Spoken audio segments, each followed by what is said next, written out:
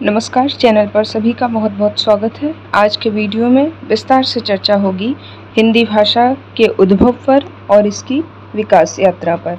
हालांकि विकास यात्रा से संबंधित मैंने एक पूरा डेडिकेटेड वीडियो जो कि पूरे इसकी विकास यात्रा पर बात कर रहा है, आदिकाल, मध्यकाल और आधुनिक काल, यानी अब तक का जितना हिंदी भाषा में विकास हो चुका है उस पर ही वो वीडियो पूरा डेडिकेटेड है। तो जाकर आप वो वाला वीडियो ज़रूर विज़िट करें। आपके एग्ज़ाम पर्सपेक्टिव से बहुत ही महत्वपूर्ण बातें उसमें की गई हैं। तो आज बात होगी भारोपीय भाषा परिवार और आर्य भाषाओं पर। भारोपीय भाषा परिवार और आर्य भाषाओं की विशेषताओं को समझेंगे, इनके अंतर्गत कौन सी बोलियां आदि आती हैं वो जानेंगे। साथ ही साथ चार्ट के माध्यम से चीज़ों को समझने का प्रयास यहाँ पर किया जाएगा। तो चलिए बिना समय ज़ाया किए वीडियो को शुरू कर लेते हैं। सबसे पहले बात कर लेते हैं भारोपीय भाषा परिवार पर। यह विश्व का सबसे बड़ा परिवार है जिसमें यूरोप से लेकर भारत तक की अनेकों भाषाएं शामिल हैं। कौन सा? भारोपीय भाषा विश्व का सबसे बड़ा परिवार है। लगभग 46% वैश्विक जनसंख्या इसी भाषा परिवार की भाषाएं बोलती है। भारोपीय या हिंद यूरोपीय परिवार विश्व का सबसे विशाल और व्यापक भाषा परिवार है। इस भाषा परिवार की भाषाएं यूरोप से लेकर भारत तक फैली हुई हैं। लगभग पूरी दुनिया में 46% जनसंख्या इस परिवार की ही कोई ना कोई भाषा बोलती है। अब आप ये शब्द देख पा रहे होंगे भारोपीय। मैं इसको थोड़ा सा तोड़ के आपको बताती हूँ कि इसका अर्थ क्या हुआ। भारोपीय का अर्थ होता है यहाँ पर ये दो शब्दों को मिलाकर, यानी दो शब्दों को साथ मिलाकर भारोपीय बोल दिया गया, जिसमें एक शब्द आता है भारत और दूसरा आता है यूरोप। तो भारत और यूरोप का जो पूरा क्षेत्र है, इस पूरे क्षेत्र के अंतर्गत जितनी भी भाषाएं बोलियां आदि आती हैं वो सारी मिलाकर बोल दी जाती हैं भारोपीय। इसका भारोपीय भाषा परिवार का पहले नाम रखा गया था जर्मनिक परिवार, लेकिन जब ये देखा गया कि जर्मनी के बाहरी क्षेत्र की भी भाषाएं इसके अंतर्गत समाहित हैं, फिर इसका नाम बदला गया। फिर इसका नाम रखा गया केल्टिक परिवार। लेकिन केल्टिक परिवार से भी जब विद्वानों ने सहमति नहीं जाहिर की तब इसका नाम भारोपीय भाषा परिवार रखा गया, जो कि आज तक चल रहा है। आगे बढ़ें तो इस परिवार की मूल भाषा को प्रोटो हिंदी यूरोपीय कहा जाता है, जो आज लुप्त हो चुकी है। इस भाषा से संस्कृत, लैटिन, ग्रीक, फारसी, जर्मनी, अंग्रेजी आदि अनेक भाषाएं विकसित हुईं। जैसे जैसे जनसंख्या इधर उधर फैली, यह भाषा विविध रूपों में परिवर्तित हुई और इधर उधर इसका विस्तार होता चला गया। इस भाषा की प्रमुख शाखाएं यहाँ पर आप देख पा रहे होंगे, जिसको अभी हम एक चार्ट के माध्यम से समझने का प्रयास करेंगे।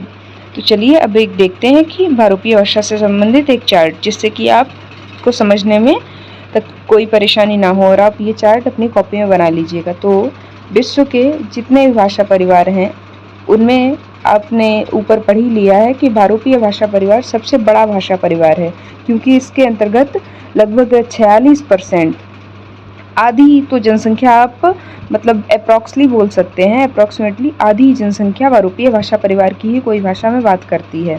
बाकी जो आधी बच रही है उसमें बात की जाती है, या फिर कह लीजिए 54% जो भाषाएं बच रही हैं वो अन्य क्षेत्र के लोग प्रयोग करते हैं। तो भारोपीय भाषा परिवार पहला डिवीज़न है इसका। भारोपीय भाषा परिवार के नीचे द्रविड़ परिवार आता है, और इधर राइट साइड में सेमेटिक, हेमेटिक, सुडानी परिवार, नाइजर कोंगो परिवार, अमेरिकी भाषा परिवार, मलय पॉलिनेशियन परिवार, ऑस्ट्रो एशियाटिक परिवार। यहाँ पर दो परिवार छूट रहे हैं, आप चाहें तो उन्हें नोट डाउन कर लीजिए। यहाँ पर एक आएगा फिनलैंड परिवार और इधर आएगा एक चीनी तिब्बती परिवार। तो ये दो छूट रहे थे, जो कि यहाँ पर मैंने मेंशन करना मैं भूल गई थी, तो ये आप नोट डाउन कर लीजिए। यहाँ राइट साइड में आएगा, या खैर जगह मैटर नहीं करती, एक तरफ लिख लीजिएगा फिनलैंड परिवार, दूसरी तरफ आएगा चीनी तिब्बती परिवार। आगे बढ़ें तो यहाँ पर एक डिवीज़न और देख लेते हैं, भारोपीय भाषा परिवार का फर्दर कैसे डिवीज़न होता है। हालांकि जब आर्य भाषाओं पर मैं बात करूँगी तो ये डिवीज़न आपको दिखा दूँगी, फिर भी आप इसको एक बार चाहे तो स्क्रीनशॉट इसका ले लीजिए कि जो भारोपीय भाषा परिवार है या भारतीय भाषा परिवार है, इसको फर्दर इस तरह से डिवाइड किया जाता है। एक तो केंटुमबर्ग और दूसरा शतम्बर्ग।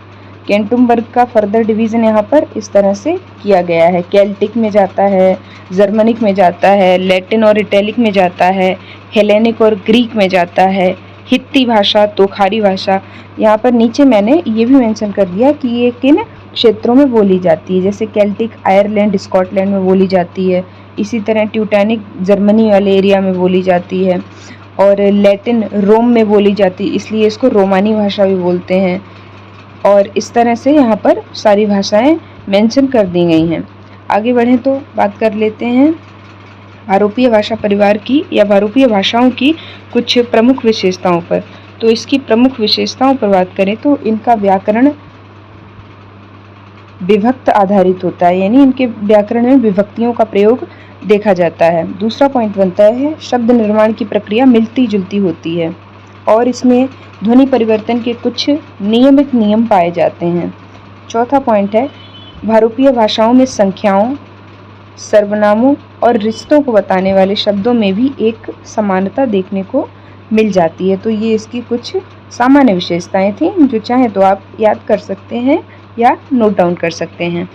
हिंदी भाषा इसी भारोपीय भाषा परिवार की भारतीय आर्य शाखा की एक आधुनिक और समृद्ध भाषा है जो देवनागरी लिपि में लिखी जाती है। इसकी जड़ें संस्कृत, पाली और अपभ्रंश में पाई जाती हैं। क्योंकि आप अगर बात करेंगे जो हिंदी भाषा के विकास की, तो अगर वो चार्ट आपको याद होगा तो सबसे ऊपर संस्कृत आती है, उसके बाद आती है पाली, उसके बाद आती है प्राकृत और उसके बाद आती है अपभ्रंश। अपभ्रंश से जन्म होता है हिंदी भाषा का। तो ये है इसका पूरा चार्ट, आपको ये वाला चार्ट याद होना चाहिए।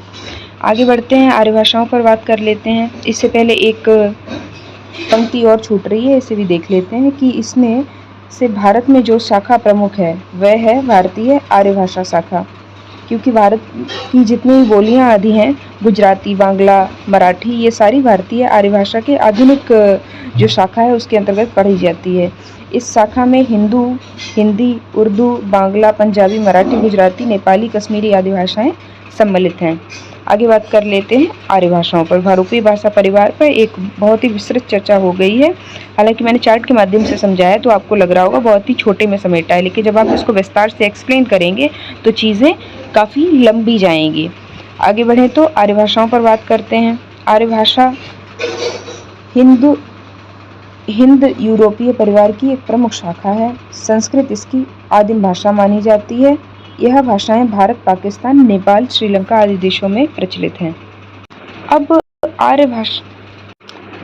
जो आर्य भाषाएं हैं इसके शाब्दिक अर्थ की बात करें तो आर्य एक ऐसा शब्द है जो कह लीजिए एक सम्मानजनक व्यक्ति की ओर संकेत करता है। यानी हमारे जो पूर्वज थे वो स्वयं को आर्य कहकर संबोधित करते थे। आर्य यानी कि श्रेष्ठ, किसी चीज़ में महान होना या फिर किसी कार्य में काफ़ी श्रेष्ठता प्राप्त कर लेना। तो इस कारण हमारे पूर्वज स्वयं को आर्य कहकर संबोधित करते थे। इसीलिए दूसरा पॉइंट यहाँ पर इस तरह का आया है। अब आपको ज़्यादा क्लैरिटी आ गई होगी। आर्य भाषाओं के वर्गीकरण की बात करें तो इसका जो इतिहास है वो 3000 साल पुराना है लगभग। तो इसका वर्गीकरण कुछ इस तरह से हो जाता है। तो इसके वर्गीकरण में पहला वर्ग बनता है आधुनिक काल का, दूसरा बनता है मध्यकाल का और तीसरा बनता है आधुनिक काल का। यानी पहला आदिकाल का, दूसरा बनता है मध्यकाल का और तीसरा बनता है आधुनिक काल का।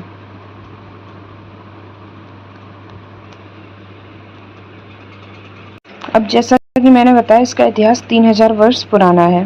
तो आदिकाल का समय जो माना गया है वो 500 ईसा पूर्व से शुरू होता है। अब इनके फर्दर डिवीज़न की बात करें तो आदिकाल जो है ये दो भाषाओं के आधार पर दो वर्गों में जाता है। पहला होता है वैदिक काल, दूसरा लौकिक काल। इसी तरह मध्यकाल के अंतर्गत 3 भाषाएं प्रमुख थीं या 3 भाषाओं का विकास हुआ। पहली प्राकृत, दूसरी अपभ्रंश और तीसरी, या फिर अगर सीक्वेंस से देखेंगे तो पहली पाली आनी चाहिए, दूसरी प्राकृत और तीसरी अपभ्रंश। इस तरह से अपभ्रंश से ही अपभ्रंश का जो उत्तर काल था उसी से आदिकालीन आर्य भाषाओं का जन्म हुआ, जिस पर आगे चर्चा विस्तार से होगी। ये मैंने आपको एक वर्गीकरण बता दिया ताकि आपको एक आइडिया रहे कि किस तरह से संस्कृत से हिंदी भाषा तक का सफ़र पूरा रहा है, विकास यात्रा पूरी रही है। तो वैदिक काल जो है उसमें जाहिर सी बात है संस्कृत भाषा में ही ग्रंथ लिखे गए, जिसमें वेद आते हैं, पुराण आते हैं, उपनिषद आते हैं, ब्राह्मण ग्रंथ आते हैं, आरण्यक आते हैं। इस तरह के महाकाव्य आदि की भी रचना इस युग में हुई है। तो वो सारे जो ग्रंथ आते हैं या फिर स्मृति साहित्य है, जिसमें मनु स्मृति है, याज्ञवल्क्य की स्मृति है, ये सारे आदिकाल के अंतर्गत आएंगे जो कि संस्कृत भाषा में लिखे गए। आगे बढ़ें तो बात कर लेते हैं उच्चारण के आधार पर वर्गीकरण की, जिसमें शतम और केंतुम 2 वर्गों में विभाजित किया जाता है उच्चारण के आधार पर। तो उच्चारण के आधार पर हमने 2 वर्ग देखे, केंटुम वर्ग और शतम वर्ग। अब केंटुम वर्ग का फर्दर वर्गीकरण देख लेते हैं और शतम वर्ग में कौन कौन सी भाषाएं आती हैं, यानी इसका भी फर्दर कैसे वर्गीकरण होता है वो देख लेते हैं। तो केंतुम वर्ग में इस तरह से आप देख सकते हैं कि भारोपीय भाषा परिवार जो है ये 2 वर्गों में जाता है, केंतुम और शतम। उच्चारण के आधार पर ये वर्गीकरण यहाँ पर किया गया है। तो केंतुम वर्ग में ये सारी भाषाएं आती हैं जिनके नीचे क्षेत्र भी लिखे हैं, इनकी विशेषताएं भी लिखी हुई हैं। शतम वर्ग में देखते हैं, शतम वर्ग से ही बेसिकली आर्य भारत ईरानी भाषा का जन्म हुआ। आर्य भारत ईरानी यानी कि इसमें भारतीय आर्य भाषा का पोर्शन आता है, वो जो पढ़ा जाता है। फिर उसमें आधुनिक भाषाएं हो, मध्यकालीन भाषाएं हो या फिर आदिकालीन भाषाएं हो, ये सारी इसी वर्ग के अंतर्गत आती हैं। तो शतम वर्ग का वर्गीकरण ये स्क्रीन पे आप देख सकते हैं, इसका स्क्रीनशॉट ले लीजिए या चाहे तो इसका एज अ सेम मतलब डिक्टो चार्ट अपनी कॉपी में बना लीजिए। आगे बढ़ते हैं प्रमुख आर्य भाषाओं पर। हालांकि यहाँ पर काफ़ी चर्चा हो गई, इसमें संस्कृत आती है, हिंदी आती है, बांग्ला आती है, गुजराती आती है, मराठी आती है, बाकी यहाँ पर नीचे बात भी की गई, तो वो भी एक बार देख लेते हैं कि प्रमुख आर्य भाषाओं में हिंदी है, हिंदी, उर्दू, बांग्ला, पंजाबी, मराठी, गुजराती, सिंधी, नेपाली, इस तरह की। अब इनकी विशेषताओं पर बात कर लेते हैं। तो 3 यहाँ पर विशेषताएं मैंने लिखी हैं। उसमें पहली आती है व्याकरण पर आधारित संरचना, यानी इनकी जो संरचना है वो व्याकरणिक होती है। दूसरा है शब्द निर्माण में प्रत्ययों और उपसर्गों का प्रयोग बहुलता से देखने को मिलता है। तीसरा है संस्कृत मूल शब्दों की प्रधानता, क्योंकि ये जो है संस्कृत भाषा से ही जन्मी है। जितनी ऊपर प्रमुख आर्य भाषाओं की मैंने बात की है, इनकी जो जननी रही है, इनकी आदि भाषा रही है, वो संस्कृत ही रही है। तो जाहिर सी बात है उसके शब्दों की प्रधानता दिखाई देगी ही देगी। आगे बात करते हैं आधुनिक भारतीय आर्य भाषाओं पर, जो कि मैंने वर्गीकरण जब किया था आर्य भाषाओं का, तो उसमें ये तीसरा वर्गीकरण था, जिसका फर्दर वर्गीकरण हो जाता है 3 तरीके से, जिसमें फिर से आदिकाल आता है, फिर से मध्यकाल और फिर से आधुनिक काल।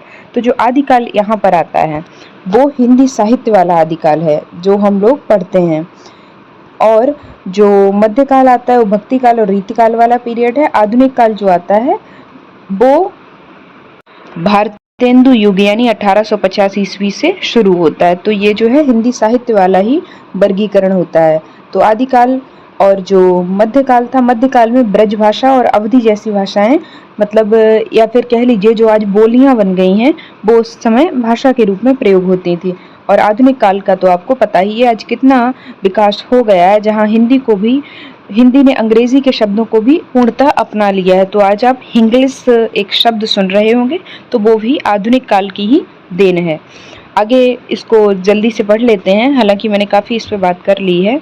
तो आधुनिक भारतीय आर्य भाषाओं का विकास पे बात करें तो संस्कृत, पाली और प्राकृत भाषाएं विकसित हुई। संस्कृत से पाली, पाली से प्राकृत और प्राकृत से अपभ्रंश, अपभ्रंश से हिंदी भाषा का जन्म हुआ। प्राकृत से अपभ्रंश बनी, यही मैंने बता दिया आपको ऑलरेडी, तो ये यहाँ पर लिख दिया गया है। और नीचे एक एग्जाम्पल भी दे दिया गया है कि किस तरह से सौरसेनी अपभ्रंश से ब्रजभाषा और खड़ी बोली का जन्म हुआ, जो आगे चलकर हिंदी बनी। हिंदी की उत्पत्ति की बात करें तो इसका उद्गम खड़ी बोली से हुआ। 10वीं शताब्दी के बाद खड़ी बोली का प्रयोग साहित्य में आरंभ हुआ। हिंदी में अरबी, फारसी, तुर्की, संस्कृत, उर्दू आदि के भी शब्द मिल जाते हैं। ये आप रोजमर्रा के जो शब्द प्रयोग करते होंगे उनमें भी आप नोटिस कर पाते होंगे कि ये सारे शब्द आप जो है हिंदी में प्रयोग कर रहे हैं, लेकिन ये हिंदी भाषी शब्द नहीं हैं। आगे बढ़ें तो हिंदी के विकास पर बात करें तो भक्ति काल में तुलसीदास, कबीरदास जैसे कवियों ने इसे जनभाषा के रूप में प्रयोग किया। रीति काल में सौंदर्य और श्रृंगार का वर्णन हुआ। वहीं आधुनिक काल में भारतेंदु हरिश्चंद्र, महावीर प्रसाद द्विवेदी, मुंशी प्रेमचंद, जयशंकर प्रसाद आदि जैसे कवियों ने हिंदी साहित्य को हिंदी भाषा से समृद्ध किया।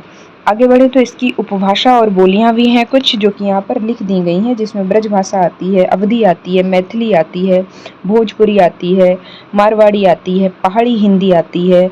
इस तरह से जो है इसका बोलियों के रूप में वर्गीकरण हो जाता है। इसकी विशेषताओं पर बात करें तो ये सरल है और इसका वैज्ञानिक व्याकरण है, क्योंकि हिंदी भाषा जो है इसकी एक वैज्ञानिक लिपि भी है, देवनागरी जो है, और ये लचीली शब्द रचना है, यानी फ्लेक्सिबल है, समय समय पर अपने भीतर नए नए शब्दों को समेटती रहती है, यानी इसमें कॉम्प्लेक्सिटी नहीं है। अगर ये अपने भीतर शब्दों को नहीं समेटेगी तो हो सकता है इसका अस्तित्व भी एक समय पर न रहे, क्योंकि समय की मांग के अनुसार ये उस रूप में ढल जाती है। तो ये तो थी हिंदी की विशेषताएं या फिर आर्य भाषा की विशेषताएं, जो कि आपने यहाँ पर देख ली हैं। और यहीं पर ये जो विस्तृत चर्चा थी, ये जो विस्तार से मैंने चीज़ों को आपको बताया, ये यहीं पर ख़त्म होती है, क्योंकि चीज़ें मैंने आपको बहुत एक्सप्लेन की हैं तरीके से। और अगर आपको ये नोट्स चाहिए हैं तो आप मुझे बता दीजिएगा, मैं आपको समय से प्रोवाइड करा दूँगी। और भी अगर कोई डाउट या क्वेरी रहती है तो आप मुझे ज़रूर बताएं। वीडियो को यहीं पे एंड करते हैं। चैनल को सब्सक्राइब करें, वीडियो को लाइक करें।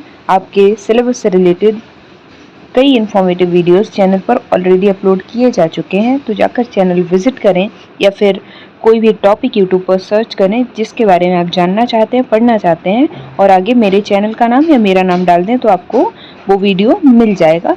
विस्तार से चीज़ें इसमें समझाई गई होंगी और नोट्स भी आपको प्रोवाइड किए जा रहे होंगे। तो वीडियो को यहीं पे एंड करते हैं। Thanks for watching this video.